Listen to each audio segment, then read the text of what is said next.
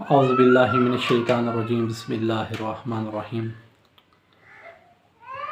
اما بعد قال اللہ تبارک و تعالی فی القرآن المجید وقول الحق بسم اللہ الرحمن الرحیم انا اعطیناک الکوثر۔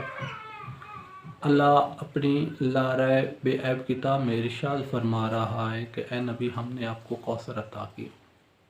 جیسے کہ ہمارا سب کا موضوع بھی چل رہا ہے کہ اللہ نے جو سیدہ کے 9 نام رکھے ہیں ان میں آج جو نام ہے وہ ہے مبارکہ کا معنی ہے کثرت برکت والا نام۔ تو اللہ نے جناب سیدہ کو بہت زیادہ فضیلت دی ہے کیونکہ جو عطا کر رہا تھا وہ تھا خدا اور جس کو دے رہا تھا وہ تھا نبی، یعنی عطا کرنے والا تھا رب العالمین اور جس کو عطا کر رہا تھا وہ تھا رحمت العالمین۔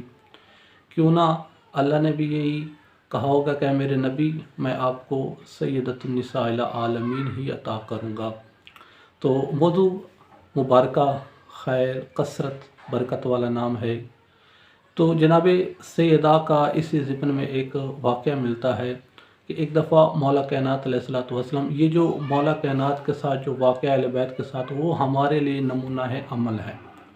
تو مولا کائنات علیہ الصلوۃ والسلام کو ایک دفعہ قرض کی ضرورت پڑی تو مولا ایک یہودی کے پاس گئے تو مولا نے وہاں اس کو ایک چادر دی جو گھر میں جناب سیدہ استعمال کرتی تھی۔ جب وہ یہودی نے امانت کے طور پر اپنے گھر میں وہ چادر رکھی تو مولا کائنات وہ قرض لے کر واپس چلے گئے اور کہا کہ میں انشاءاللہ آپ کو 2-3 دن میں وہ واپس کر دوں گا۔ جب وہ رات کا وقت آیا تو مولا کائنات علیہ السلام تو واپس چلے گئے تھا۔ رات کا جب وقت آیا تو اس کی جو بیوی تھی یہودی کی وہ اپنے کمرے میں گئی، دیکھا تو روشنی کی لائٹیں جا رہی تھی آسمان کی طرف، اس طرح جس طرح کوئی آگ کمرے میں لگی ہوئی ہے۔ تو اس نے اپنے شوہر کو بلایا کہ کمرے میں تو آگ لگی، جب شور آیا تو اس نے دیکھا تو یہ تو نور ہے۔ لوگوں کو بلایا، جب لوگ اٹھے تو یہودی کو یاد آیا کہ میں نے تو مولا کائنات نے مجھے ایک چادر دی تھی امانت کے طور پر، جب تک میں آپ کا قرض واپس نہ کروں گا یہ چادر آپ کے پاس رہے گی، یہ تو شاید سیدہ کی چادر ہوگی۔ تو اس وقت اس یہودی نے یعنی کلمہ لا الہ الا اللہ پڑھ لیا۔ تو یہ ایک نمونہ عمل تھا، نمونہ عمل ہمارے لیے کہ دیکھو جس کی چادر سے اتنا نور اٹھتا ہے کہ ان کے ماننے والوں کو محشر والے دن کون سی پریشانی ہوگی۔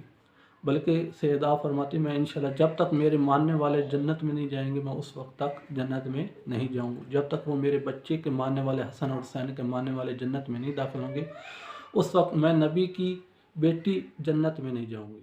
والسلام علیکم ورحمۃ اللہ۔